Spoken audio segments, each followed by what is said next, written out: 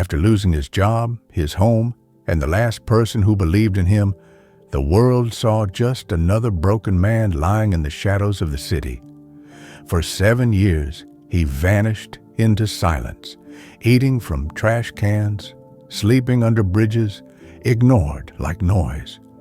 But what no one knew was that each night, as the city slept, he was building something. Not a plan for revenge, not a plea for help, but a device pieced together from old circuit boards, shattered screens, and sun-bleached batteries. A device that would one day become the only classroom some children would ever know. His name was never mentioned on stages or TED Talks, but what he did, it will echo through the education systems of the poorest nations for decades. So, who was this man the world left behind? And how did losing everything give birth to something no one else dared to build? Tonight, we tell you a story not about technology, but about a purpose forged in the shadows. Let's begin. They say when a man loses everything, he finds out who truly stands with him. For Thomas Reed, that truth came fast, and it cut deep. He was once a respected robotics engineer, a mind praised in quiet corners of innovation circles. He never sought fame, only function. He built things that made people's lives easier. Small systems, assistive machines, low-cost prosthetics. But when the startup he helped build collapsed in a financial scandal he had nothing to do with, he lost it all. His boss disappeared, investors pulled out, the media painted everyone with the same brush, fraud. Thomas became toxic overnight. He knocked on every door. Just until I get back on my feet, he'd say.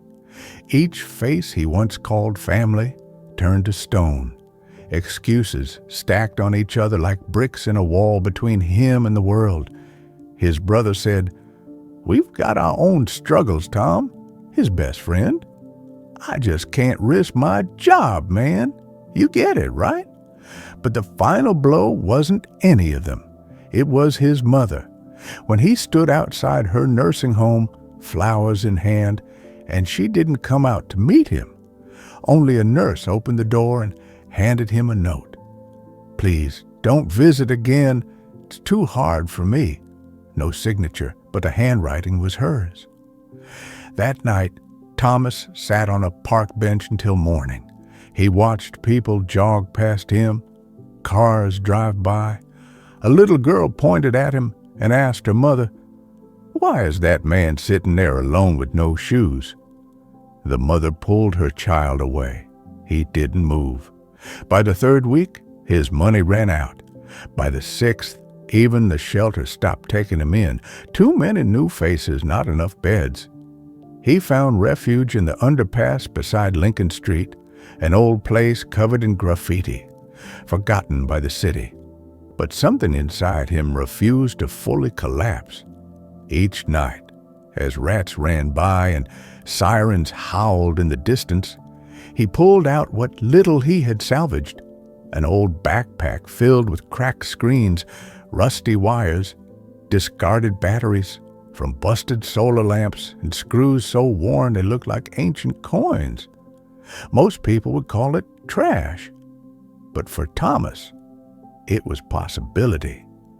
During the day he wandered, not to beg, but to search. He memorized the garbage pickup schedules of tech stores. He knew which repair shops threw out phones on Tuesdays. He waited outside libraries to sneak in and study blueprints, download diagrams to an old USB he wore like a medal.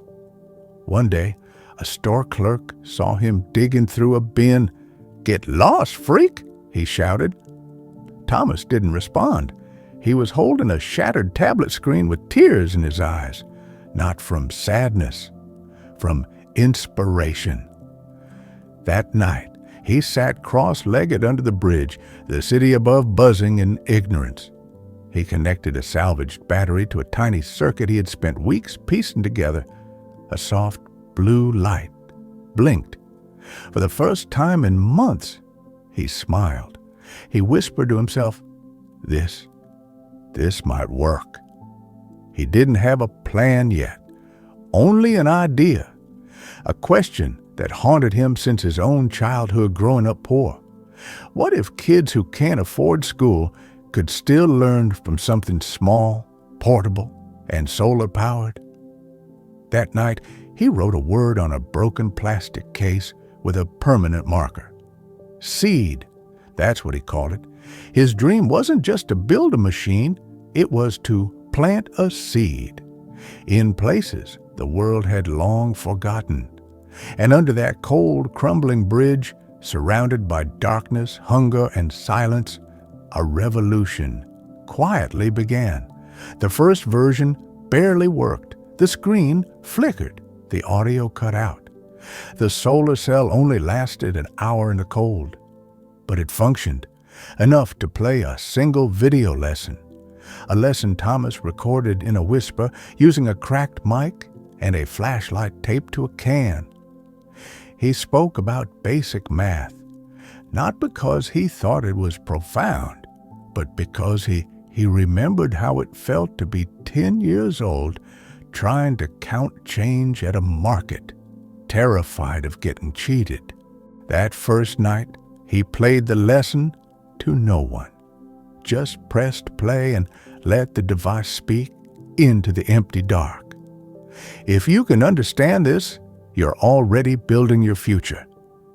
He stared at the flickering screen and imagined a child watching it, somewhere far from this bridge, far from this silence. He kept building. Each week, the device improved. The casing got stronger. The solar panel lasted longer. The interface became simple enough for a child with no reading skills to navigate. He started calling the system Seed Light, because it was just that, a little light, meant to grow something in the mind. Months passed. Then, one day, something changed. While scouring for spare wire behind a factory, he met a woman named Io, an immigrant cleaner who noticed him repairing something with focus that didn't match his ragged clothes. "What is that?" she asked. He showed her. She listened, then said something he didn't expect. "My village back home, no internet, no school for girls, but we have sun every day. Could this work there?" She took one prototype. 2 months later, she returned, in tears. "The girls," she said, "they play with it like a toy, but they're learning. They're learning." Word spread, not online, through whispers, letters, phone calls across oceans, refugee camps, war-torn towns, nomadic tribes. People started requesting Seed-Light devices from a man who had no address. He never opened a company, never built a website. But through discarded parts and handwritten guides, Thomas kept building. When a nonprofit from Finland tracked down the creator, they were shocked to find him still living under the same bridge, surrounded by blueprints drawn on pizza boxes. "We want to help," they said. He didn't ask for money. He asked for materials. Over the next year, a small team of volunteers, most of them former students who had once used Seed-Light themselves, joined him. Together, they built thousands. They shipped them to places no satellite beam could reach, places where the only light came from the sun. And now, from a device made by a man society forgot. Thomas never accepted awards. He refused interviews. He only asked one thing: if you learn from it, teach someone else. And slowly, the world did. 10 years later, a ceremony was held in Kenya, marking the milestone of the millionth Seed-Light user. An old wooden box was placed at the center of the stage. Inside it, the original prototype, cracked, glued together, still flickering faintly. No one knew if Thomas was still alive. Some say he walked into the mountains one night and never returned. Others say he lives quietly in a small town, fixing toys for orphans. But if you ask the girl from Somalia who became a doctor because of seed light, or the boy from Nepal who now teaches physics to his village under a tree, they'll all say the same thing. He taught us without ever meeting us. He didn't just give them lessons, he gave them dignity. And maybe that's the kind of legacy the world needs more of, not built in towers, not engraved on golden plaques, but built from trash, in silence, by a man who once had nothing, but chose to give everything. Thomas never asked for fame. He didn't want followers. He just wanted the world to be a little kinder, a little smarter, because he believed that even in silence, we can plant seeds of light. And now, it's your turn. If this story touched your heart, don't keep it to yourself. Share it. Spread the message. Let the world know that sometimes the most powerful legacies are born in the shadows. Hit that like button. Subscribe to the channel for more real stories that inspire, and most importantly, be the light someone else needs today.